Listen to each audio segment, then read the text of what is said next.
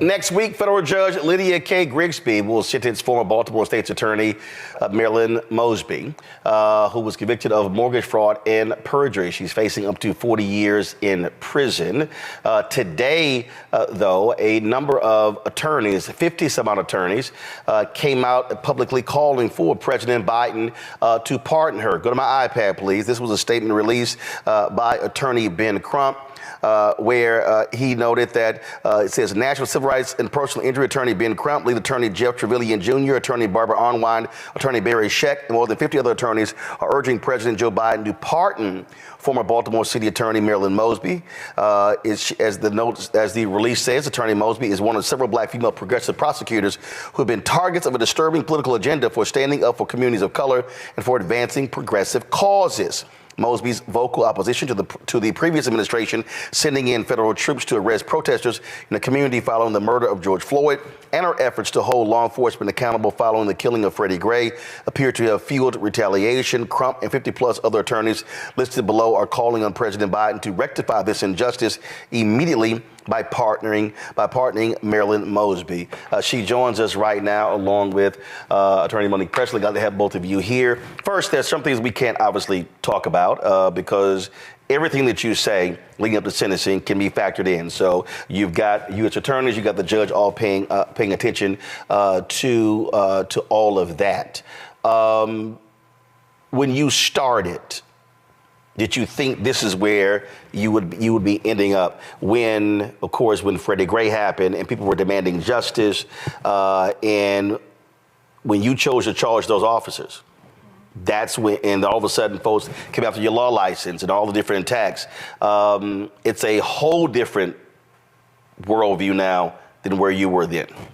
It absolutely is a whole different world. I mean, when you go into a position understanding and recognizing that prosecutors are one of the most important stakeholders in the criminal justice system. We decide who's going to be charged, what they're going to be charged with, what sentence recommendations we're going to make. We make a determination as to whether someone gets into the criminal justice system in the first place. And when you go into it with the heart and the passion to reform the criminal justice system, you don't ever think that you're going to be on the other side of that, right? I went into this with the concept of representing the ideals of what this country is supposed to represent. Freedom, democracy, justice. And so to now have that system, which I was attempting to balance the scales and ensure equality for everyone, is now being used against me. It is a very sobering sort of moment. And over the last 15, 18 months, you're going to court. Your first group of attorneys have to leave. Then you got a second group of attorneys. Mm-hmm. You are then going through divorce. Then you're dealing with the trial, then you deal with the conviction. That is a lot personally to have to contend with. That's then of course losing the race as well. So it's personal and professional, all collapsing, if you will, at the same time. So I mean, to be honest with you, it's been mind-boggling. You know, it's definitely been a storm. I think that when I think of all that I've been through, and you've kind of mentioned it, the thing that is most sobering to me is that this is more about my children, right? Yesterday, my ex-husband, I was in a 25-year relationship, and I want to be very clear, like, this attack has been lodged against me to break me. Break me psychologically, break me physically, spiritually, financially. Like my whole entire savings has been depleted, fighting these bogus allegations and now this wrongful conviction. But the worst part is that my children, my ex-husband just yesterday lost his presidential race for city council, and my little girls came into my room and they were devastated. And I said, it's okay, baby. At the end of the day, this is just an election. And in my mind, I'm thinking it's not like he's fighting for his liberty. It's going to be okay. And what my babies said to me, they're 13 and 15, is I don't want dad to go through what you've been through for the past 2 years. The depression, the isolation, the feeling of abandonment, when everybody around you is now villainized you and made you out to be some sort of corrupt public official, when all that I did was what 35,000 other people did nationally, 739 in the city of Baltimore, right? Like I withdrew my own retirement savings. This is not PPP loans. This is not COVID relief funding. This is me trying to build a better future for my children and understanding and recognizing that they ultimately have been the one to sacrifice the most, and to now know that the government is not happy with the disillusion of my marriage, the disillusion of my political career, but they're still coming after me in a way in which they want to take my sole asset, the only asset that I have, and they also want to put me in prison. I'm facing up to 40 years, but they want to and are recommending that I go to jail for me withdrawing my own retirement savings, which again, in and of itself is ridiculous. You talked about, again, the personal battles. And I mean, so here you are a public official. Mm-hmm. And when you're in the public official, you're in the public eye. Absolutely. And then all of these things are happening off air, behind the scenes as well. And while all of this is going on, you're trying to sit here and maintain sanity. I've seen you at different times at different events in the last several years. But for people who don't quite understand what that is like and what you have to endure, walk folks through. And how have you tried to maintain sanity? To be honest with you, I think sometimes I still think I'm losing my mind, but I thank God, for the isolation. I thank God to be honest, I've tried to find the beauty in this traumatic sort of experience.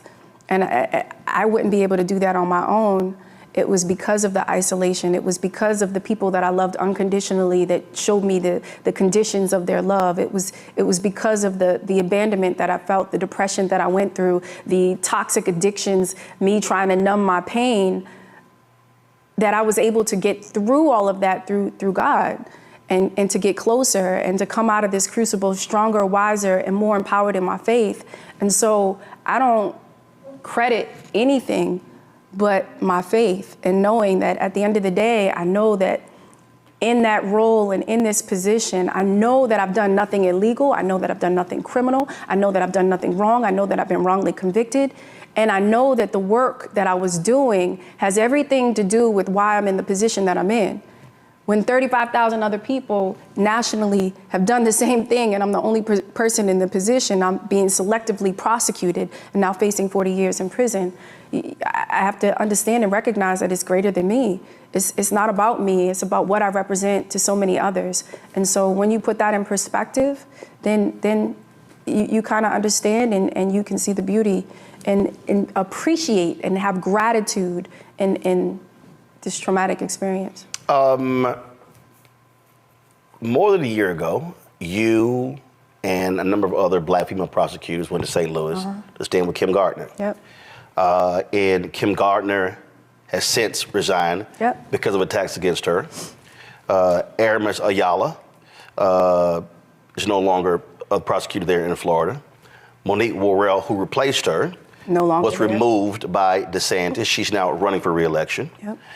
Kim Foxx in Chicago went through a divorce herself, opted not to run for re-election. Ku Klux Klan came outside her office and demanded her resignation.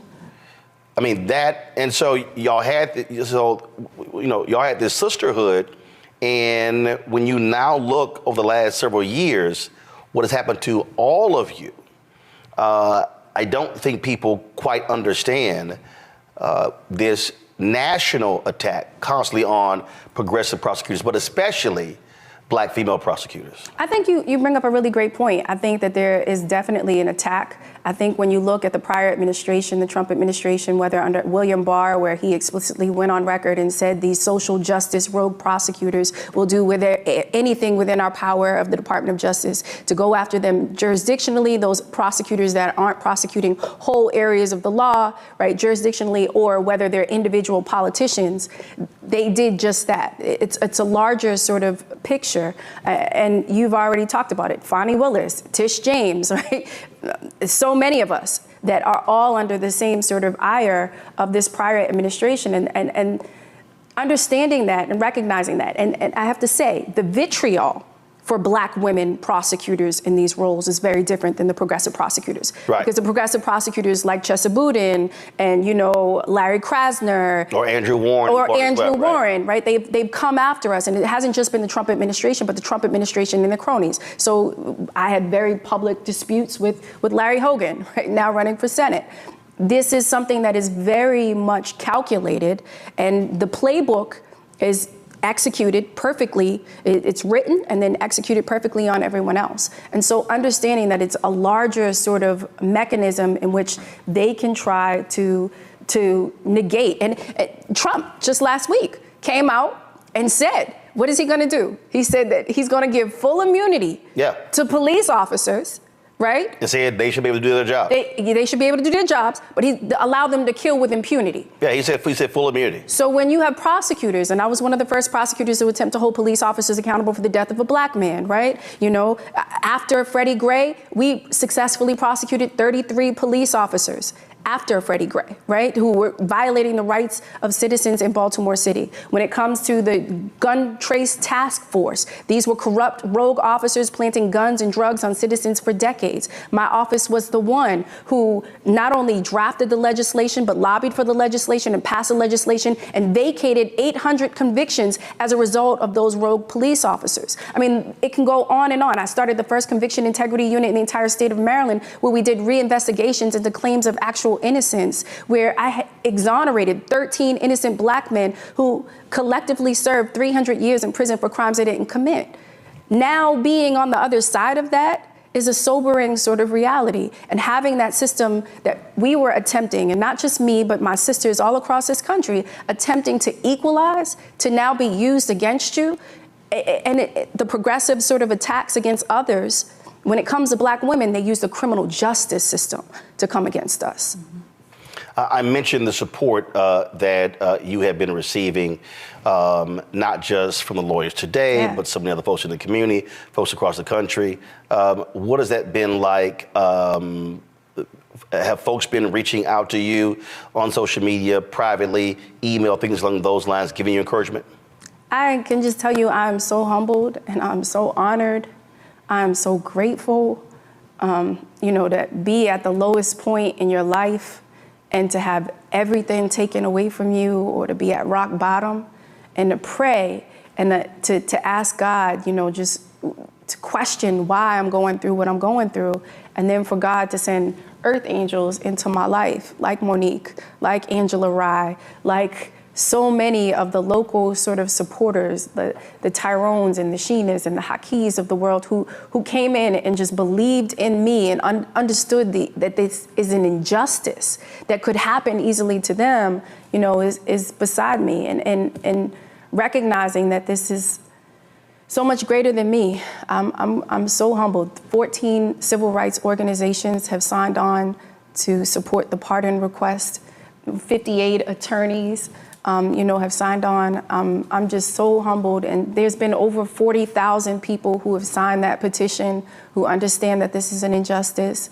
I'm grateful to you, Roland. You've always been there for me through thick and thin, and provided a platform for me to be able to express, you know, what's happening, the real, not any misinformation in the media. And so, you know, I'm humbled and I'm grateful. Do you regret going to public service? I don't. I always said that justice is worth the price paid for its pursuit. And everything that I did in that role as state's attorney, that was my passion. I did it for the right reasons, and I wouldn't do anything differently. So for Monique, people who don't understand, who maybe didn't follow this trial, we were covering it, things along those lines. What was the basic crust of the government's case that they accused and eventually convicted Marilyn of? So first, thank you, Roland, for having us. I appreciate you and using your platform in this manner. One of the reasons that Angela Rye and others of us came together is not because she didn't have quality attorneys, Marilyn does, but as organizers who are part of the civil rights and justice community, it's important to us that people understand that the role of the prosecutor as someone with tremendous amount of discretion, they can charge what they want to charge, Roland. They can go in there. The grand jury belongs to the prosecutor. Everybody knows that. So that works for us and against us, but it works against us way more than it's for us. So when you go from having someone like a Marilyn Mosby, who is willing to look at reformative justice, who's willing to look at rehabilitation for those who it's appropriate for, when you have someone who's willing to look at charging police officers when they commit murders on the street, and you take that and you target that and replace it with someone like a Leo Wise, who's willing to target people because of that kind of work, who are willing to look at people who are progressive and say, oh yes, that's who we need to get to next. That's where we are now. So that's exactly what happened in this case. Anytime you've got 35,000 plus people in the United States who are activating the provisions that were provided through COVID relief in order to access their own retirement funds, which is all that Attorney Mosby did. She accessed funds that she had been putting in. Was it $800 every 2 weeks? $780 every 2 weeks. $780 every 2 weeks for years until you build a nest egg, which is what this so-called American dream is supposed to be about. It's supposed to be that you go to school, you work hard, you save your money, and then when the opportunity presents itself for you to access your own funds and create for a future for your children, you do it. That was her plan. That was what she was doing. That was what 35,000 other people were doing, 730 something people in Baltimore. And what the government says is that she didn't qualify to be able to do that because she didn't demonstrate a legal standard to show adverse financial consequences or adverse financial hardship, even though the term is not even supposed to be used in this context, in order to justify withdrawal of the funds. Now, Roland, I've been on your show a million years. I'm a stickler for let's figure out what the law says. And sometimes I take positions that are contrary to the popular one because I'm saying, well, this is what the law says. And so if this is what the law says, then this is what we were bound to do when we worked from there. But there was no law. There was no standard. The judge actually didn't have to, but chose to tell a jury, use your common sense to figure out what it means. Now, anybody can look up right now on Google, and if you look up jury and common sense, it'll say, don't do that. Don't ever do that. Asking a jury to rely on their common sense for something that should be defined by code or by judicial decision making is the absolute wrong thing to do because a jury is full of lay people. The jury is supposed to make a fact-based decision. The judge is supposed to apply the law. Am I right or am I wrong, Madam Prosecutor? So I think you're right. And I think one of the things that she's emphasizing is that unlike financial hardship, right, which has been legally defined, and there's precedents that's already been set, this was a provision that was created under the CARES Act that was defined as adverse financial consequence. This is not a financial hardship. This is adverse financial consequence. That has never been legally defined. When we got to trial, the government's witness, the director of the compensation board for Baltimore City, stated on the record at my trial that the only thing, he never gave anybody any sort of direction, none of the 739 other people, other than what was said in that statute. And he said the way that he defined adverse financial consequence was if you suffered a $50 adversity or more. I didn't think I needed to take the stand at that point, right? If the government put on evidence that I suffered more than a $50 adversity. And so, but it's not even really about I know that it's about what happened at Maryland's trial, right, but it's about the fact that there were not 738 other trials. And it's about the fact nationally that there were not 34,999 other trials, because it's akin to, 35,000 people, that's whole cities. That's whole cities in the United States. So imagine if you're living in a town and everybody does the same thing. Everybody receives the same advice. Everybody uses the same provision. And then the government comes in and says, yo mama did it, and we are prosecuting her. That is casebook targeted prosecution. That's casebook malicious prosecution. That's casebook targeted, isolated, ill-meaning prosecution of a citizen. So there were two trials. So there was obviously one trial that dealt with perjury, and then the second dealt with mortgage fraud. And this was the press release that the Department of Justice sent out, where they said that Marilyn made a false statement in an application for a $428,000 400 mortgage to purchase a condominium in Longboat Key, Florida. As part of the application, Mosley falsely stated that she had received a $5,000 gift from her husband to be applied to the purchase of the property.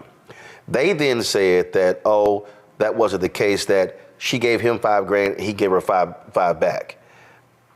That was yes, and at trial that was the case. At trial, the testimony came in from the people that advised her that she had been advised that it was appropriate for the gift to come from her then husband, and he testified at trial about the same. So what we're having, and Roland, if you listen to the press release, and I don't know. I got it right here. I don't know if we've even called it out in this manner, but the one thing that I want to say that I know that she can't is there's this whole prevailing theme that Black women aren't supposed to have money, that we're not supposed to have savings, that we're not supposed to make smart business decisions. We definitely aren't supposed to have no property that we're buying in Florida while we are government service. We're supposed to be impoverished. Stay in our place. We're not supposed to be thinking for ourselves. We're not supposed to be taking advantage of opportunities. So that's why we can have a former president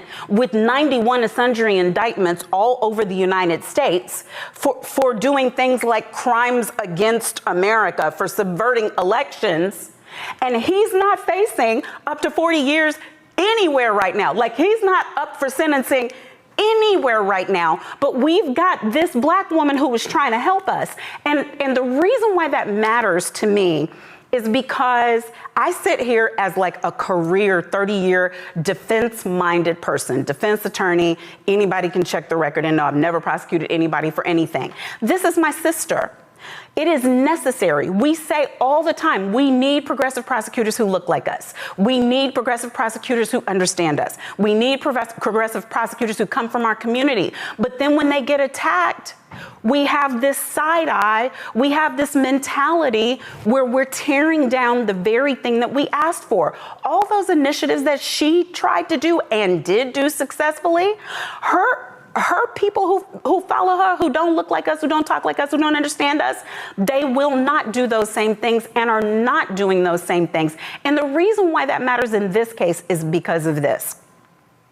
Anytime you got the NAACP, Until Freedom, Black Voters Matter, and 12 others who all think the same thing at the same time and sign the same piece of paper, like, there's no harm, no foul. There's no debating the clear call that she requires justice. When you've got lawyers like Barry Shett from the Innocence Project, yes, people know him from his being part of the Dream Team, but somebody who is data specific like that, somebody who's devoted their life to defending innocence, when he's signing on with an Attorney Crump, with a Barbara Arnwine, with a DeMario, you can look, there are 5 former National Bar presidents who have signed on the same piece of paper, not just saying we agree that she should be pardoned. Right. They represent her. That's her lawyers now.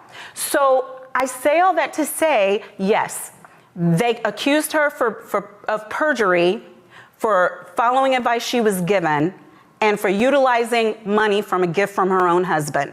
They accused her of defrauding the government for taking her own funds that she had saved for her and her children, and she's supposed to be what sets an example. She's supposed to be the chilling factor, so anybody who's bold enough to stand up against the establishment gets the lesson. Obviously, when it comes to a pardon, that comes down to the President of the United States. Yes. Department of Justice, they all do their reviews, they make recommendations. So what you have, though, is this is a DOJ prosecution. And so I take it folks have been trying to get to President Biden because ultimately his decision. He does not even require, Trump didn't even talk to the Department of Justice. He doesn't even have to listen to anybody. He can make any decision on his own. Yes, he can. And the reason why that matters is this. Pardon power belongs to the Chief Executive Officer of the United States, so that if every other part of the justice system fails, a citizen of this country, or even an immigrant of this country who is falsely accused and convicted, still has a place that they can go. We are going to that place now because the system has failed Attorney Mosby. So we are asking for people to sign on to the petition, asking that the president, and you can go to justiceformarilynmosby.com to find the petition. And don't get me wrong, these are people who don't want the prior administration.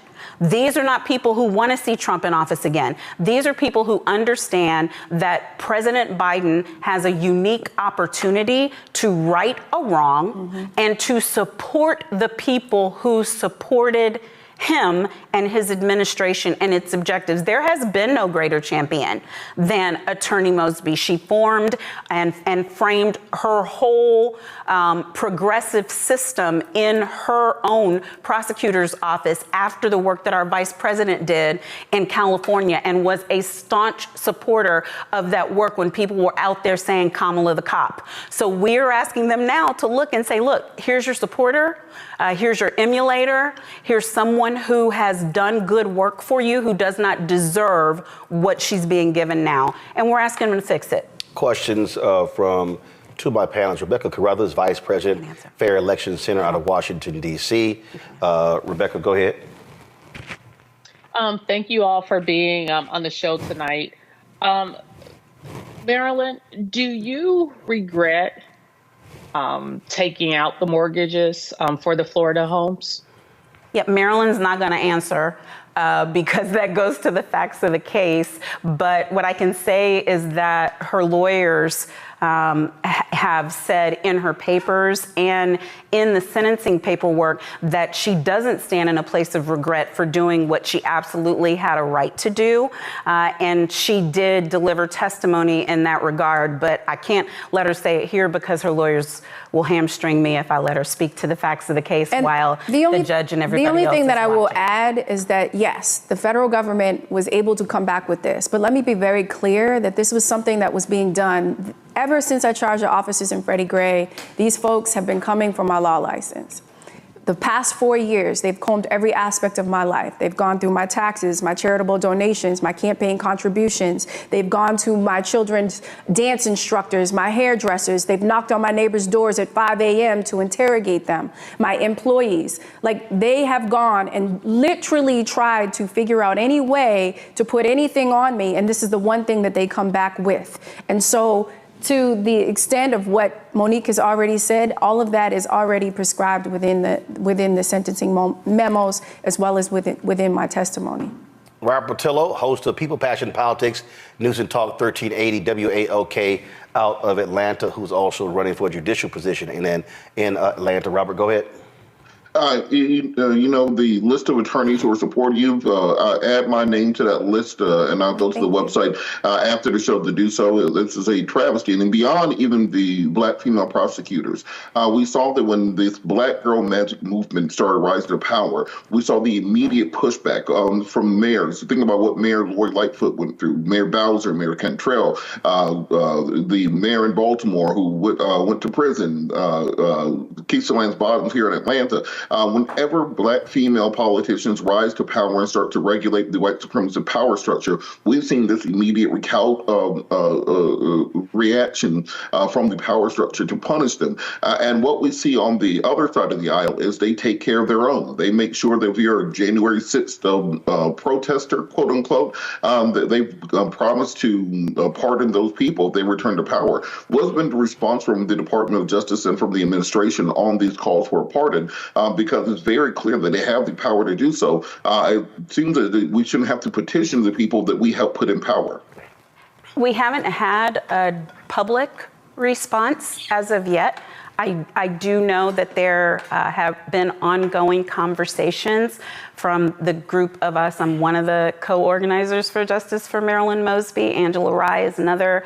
We have been stomping all the sidewalks, making all the calls, but it was just yesterday, Robert, that the official full pardon application was submitted to the pardon attorney with the over 50 names on it, and we will absolutely amend it to add your name. But it also came with like 700 pages of supporting documentation with over 20 letters of support that were sent to sentencing and then sent again, and we are adding affidavits of support as well. So we anxiously await hearing from them. Jolanda Jones is an attorney out of Houston, also a Texas state representative. Jolanda, go ahead. You're on mute. Hold on, you're on mute. You got me now? Go ahead. So I want to say I'm so sorry for what you're going through, Attorney Mosby. It makes me want to cry, but I will also say that you can add my name to that list. Thank you. I'm actually a 29-year practicing lawyer. Criminal defense is one of the things that I do. That's the first thing I want to say. I want to help you any way that I can. Thank you. I also want to say that President Biden needs to pardon you. He's got issues with Black people. This is a way he can show us that he's down for us. So we know how he is when he's for people, and he's had a very esteemed group of people asking him to support you. I believe I learned that they started investigating you prior to him taking office, but they didn't indict you until, I think, 2022, once he was in office. Here's what I can say about prosecutors. Their greatest power is discretion. Yep. So you have the right to not move forward on something.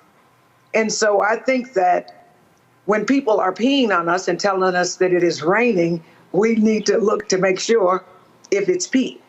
And so I'm watching with bated breath to see what President Biden does since the official pardon request was submitted on yesterday.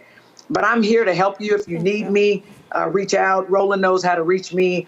But based on what I've heard and based on what I've looked into, the fact that you are the only person charged federally with this, after I think you said 700 and something people where you're from did it, I absolutely believe it is retaliation for you doing what's right in the criminal justice system. And the question I have for you is, do you believe, based on your communications with other Black women who are doing great things to reform the criminal justice system, that the criminal justice reform movement has been stifled? Are people afraid? Are we going to continue to fight? Are we willing to lose stuff in order to do what's right by the people and by us? So first and foremost, I say thank you for your support. I'm eternally grateful, especially you being another fellow attorney. You can understand the injustice from a legal perspective. You're absolutely right. I think that this administration can do something. And I had the expertise of Reed Smith and Scott Bolden, who is often on this show. And we were yelling loud. Asking this investigation started under the Trump administration. And then when the Biden administration took office, we were calling and begging for them to please just allow us to go in front of the grand jury, allow us to come and talk to you. Please just look into this. And that didn't happen. But to your question, yes, this has a chilling effect. What is happening to me, the type of isolation that they've been able to create, the villainization of me and who I am, and this idea that I'm somehow a liar and a corrupt public official, None of my colleagues have wanted to touch me with a 10-foot pole. They don't want to be seen in public with me. I've had family members and friends and people that I've loved the most that have turned their backs on me. And so, yes, it creates a chilling effect, not just for the people that I loved unconditionally, but for the individuals that are in this role that can make a decision that have an impact on our lives. So yes, Roland and Monique have talked about it. Fani Willis, Tish James, Monique Worrell, Aramis Ayala, Kim Fox, Kim Gardner. The list goes on and on and on. Andrew Warren, Chesa Boudin, Larry Krasner. These are all of the progressive prosecutors that were attempting to balance the scales of justice in this country that have now been targeted in a way in which they villainize us, they isolate us, and for Black women, they criminalize us. Yeah. I absolutely agree with that. And I'll say this. We have prosecutors that are white progressive, and I say that in air quotes, who are doing things, and the government's not coming after them. They're not coming after them. And it makes me sad, and I hear people say all the time, oh, you're pulling the race card, you're pulling the race card. No, we're not pulling the race card. We're defending against your racism. You are using your belief that we are innately inferior to you in order to prosecute us and to destroy us and to destroy our families. And I tell you what, the civil rights movement is difficult. It takes courage, and I commend you for doing what needed to be done. And we are here for you when you need us. Thank you. Folks, this is the petition that they're asking folks to sign to seek a pardon for Marilyn Mosby. As you see, 41,944 of 45,000 signatures. If you go to the easiest place to go to, because this is campaigns.organizefor.org. The Justice for Marilyn Mosby. There you go. All right, so that's easy.